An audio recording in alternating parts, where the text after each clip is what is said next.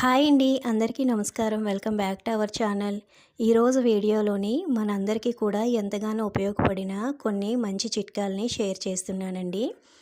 చిన్న రిక్వెస్ట్ అండి, వీడియో చూస్తున్న వాళ్ళు ఇంతవరకు మన ఛానల్ని ఎవరైనా సబ్స్క్రైబ్ చేసుకోకపోతే ప్లీజ్ సబ్స్క్రైబ్ చేసుకోండి. మీకు చాలా ఉపయోగపడిన కొన్ని మంచి టిప్స్ని అయితే మన ఛానల్లో ఉన్నాయండి. తప్పకుండా వీడియోస్ కూడా చూడండి.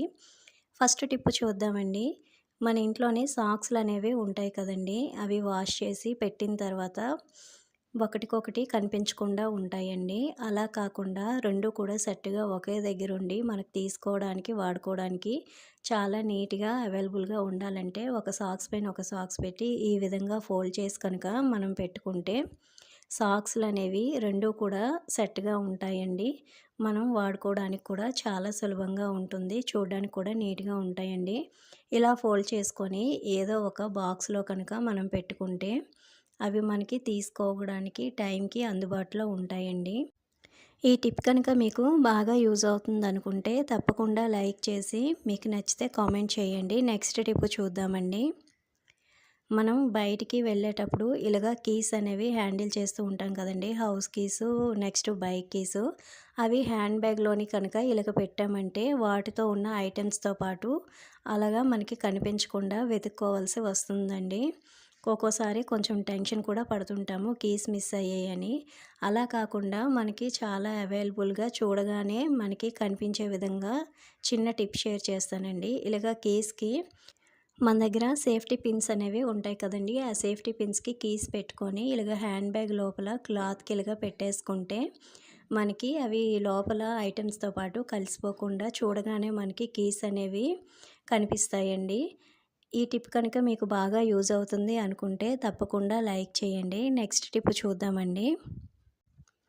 మనం ఇలాగ మార్కెట్ నుంచి పూజకి ఫ్లవర్స్ అనేవి తెచ్చుకుంటూ ఉంటామండి. ఈ సమ్మర్‌లో అయితే పువ్వులనేవి తొందరగా వాడిపోతూ ఉంటాయి. అలా కాకుండా మనం తెచ్చుకున్నట్టే ఫ్లవర్స్ తెచ్చుకున్న రోజు ఫ్రెష్‌గా ఎలా ఉన్నాయో అలాగే 1 వీక్ వరకు స్టోర్ ఉండాలంటే ఇప్పుడు ఒక మంచి టిప్‌ని షేర్ చేస్తానండి. ఫస్ట్ ఫ్లవర్స్ తీసుకురాగానే న్యూస్ పేపర్ పైన గానీ లేదా ఒక క్లాత్ పైన గానీ ఫ్లవర్స్‌లోన కొంచెం చెమ్మ అనేది ఉంటుంది కదండీ! అది ఆరే వరకు ఇలాగ ఓపెన్‌గా పేపర్ పైన పెట్టాలండి. తర్వాత మనం ఏ బాక్స్‌లో అయితే స్టోర్ చేస్తామో ఆ బాక్స్‌లో అడుగున కొంచెం బియ్యం వేసుకోవాలి. బియ్యం వేయడం వల్ల మనకి యూజ్ ఏంటంటే మనం ఫ్రిడ్జ్‌లో పెట్టిన తర్వాత వాటర్ అనేది దిగుతుంది కదండీ! ఆ వాటర్‌నంతా కూడా టిష్యూ పేపరును నెక్స్ట్ ఆ బియ్యం అనేవి తీసేసుకుంటాయండి. అబ్జర్వ్ చేస్తాయి. అప్పుడు మనకి పువ్వులనేవి ఫ్రెష్‌గా ఉంటాయి. ఇలా బాక్స్‌లో వేసుకొని టిష్యూ పేపర్ వేసి స్టోర్ చేసుకుంటే కనుక 1 వీక్ నుంచి 10 డేస్ వరకు ఫ్రెష్‌గా ఉంటాయండి. ఈ టిప్ కనుక నచ్చితే తప్పకుండా లైక్ చేయండి. నెక్స్ట్ టిప్ చూద్దామండి.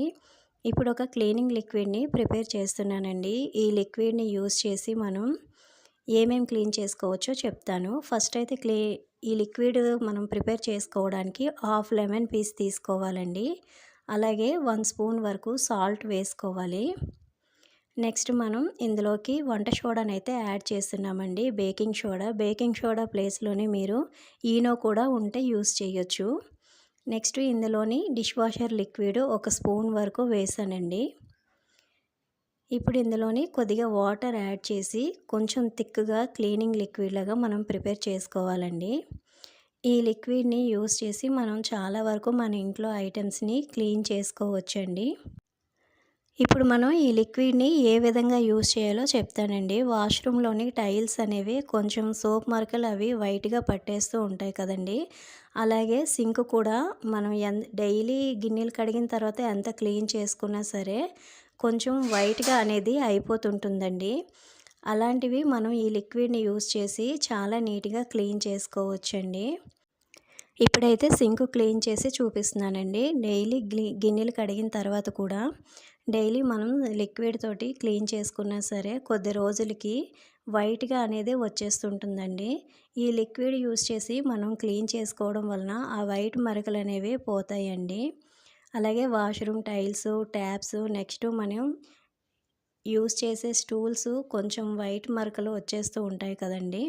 ఆ స్టూల్స్ కానీ నెక్స్ట్ ఇలాంటి జగ్గులు చూడండి వాడే కొద్దీ వైట్ మరకలు అనేవి వచ్చేస్తూ ఉంటాయి.